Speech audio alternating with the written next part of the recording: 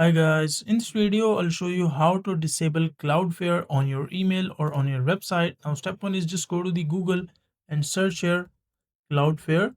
And once you search here Cloudflare, so you will see the first website cloudflare.com. Just open the website and make sure to click on login and sign in, or you can just continue with the Google to avoid the password making and extra steps. So once you're logged in, so you will be at this home page of the Cloudflare. So from this section, what you can do is just click on this domain registration section and click on manage domains. And once you click on manage domains, so you will see all the list of the domains that have been linked with your Gmail address. Like this is my Gmail account. So I will be able to see all the domain list inside this section.